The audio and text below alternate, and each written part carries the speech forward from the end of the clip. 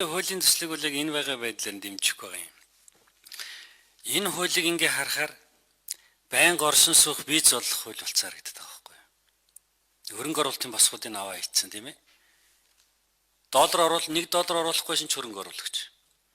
Тэгээ байнга орсон суугийг л $25,000 төлчихвөл тэгэл Монгол байнга орсон суух оруулчих байгаа байхгүй юу? Тэгэхээр энэ хуулийг элэг дурсныг оруулж ирсэн юм аа. 13 онд баг. Тэгтээ бол энэ байнга орсон суух гэдэг нэг хөх паспорт гэдэг нэртэй оруулж ирж ирсэн. Тэгээ бид хэлцээгүй. Энэ бол бас жоохон ноцтой асуудал юм байна. $1 тэрбум гаргахад 20,000 хүн орсон суух боломжтой байхгүй юу? 20,000 хүн. 20,000 хүн нэг жилд орж ирээд тахт Монгол юу болох вэ? Тэгээ би зүгээр бас тэр Жбатэрд нэг шүнтэй санал нэг хийж чаддаг юм а. Энэ манайхан гадны хөрөнгө оруулалт гэдэг ерөөс их буруу ойлгох юм. Хийж чаддгүй юм дээр хөрөнгө оруулалтыг татах хэрэгтэй байдаг байхгүй юу? 20 оны өмнө Монгол ямар байсан? Нэг ч дэлгүүртэй Монгол байгаагүй баг. Нэг хоолны газартаач Монгол байгаагүй баг. Бүгдийг л гадных хийжсэн шүү дээ. Одоо тэгээ бид нар гадныхын ажлын байр үлдээд босхыг авч хаяад тэгээ хийж чаддаг бүх юм гадныхаар хийлгдэг болох уу?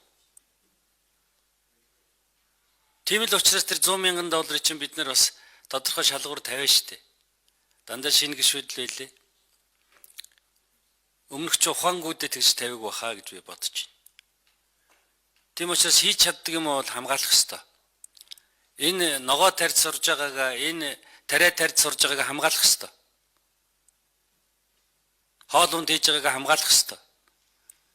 Бүгдийг тавьд туучаад тэг гадны гар хараад гадны хүнээр хоолоо хийлгээ сууж идэг болчих юм бол ямар улс бий болох юм? Ингэж улс орноос самарж болохгүй. Байнга орсон суух $50,000 төлөөд байнга орсон суух виз. Чи бид нар дэлхийн 2 дахь эдийн засгт зэрэгчж оршиж байгаа шүү. Хөрөнгө оруулалтын хууль дээр тавьсан хөрөнгө оруулалтынхаа босхыг $100,000 авч хаяад доллар гаргахгүйгээр $20,000 төлөөд Монгол улсад байнга орсон шүү. Юу гэж тийм байж болох юм бэ? Тийм тэнийг юм огт байж болохгүй. Тийм л үл харагдаж шүү дээ. 2 дахь заалт чинь тийм л вэ. 2 дугаар зүйл чинь тийм л вэ. Би хэлээд шүү дээ. $1 тэрбум гаргахад 20,000 хүн.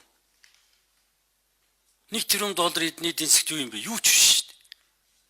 Манайд л мөнгө болохоос биш. Харин тэр 50 дээр нахад тэр $100,000 босгоно байсан бол бас хүндрэл байсан баг л та. Тэр нөхсийг аваа хийчих юм байна. Тэгээ $50,000 одоо байнга орсон суудаг ирэхээ худалдаж байгаа юм байна. Энэ хуулиар бол худалдах юм байна. Тэгж болохгүй бах уу? Өөрсдөө хийж чаддгүй юмыг л гадны хөрөнгө оруулалт татаж бид нэр гадны хөрөнгө оруулалт гэж тийм л юм байхгүй да. Чадж байгаа юм булаалахыг хэлдэг юм шүү дээ. Харин ч энэ социализмын нэг 70 жилд чинь бид нар нэлээд юм хийгээ сурцсан. Сүүлийн үед байшин бариа сурчглаа. Энийг хамгаалах хэрэгтэй шүү дээ. Хамгаалах хэрэгтэй чадж байгаа юм. Чадахгүй юм дээр гадны хөрөнгө оруулалтаар л хийлгэх тухай асуудал болохоос биш. Монгол баялгаараа өнөөдөр хүчрэх гээд байгаа юм алга байна. Зөвл ашиглах тухай асуудал бидэнд байна шүү дээ. Ямар улс орон өнөөдөр эрчим хүчнийхээ мөнгийг улсын төлөөд байж байгаа юм? Монгол л шүү дээ. Баян л шүү дээ Монгол.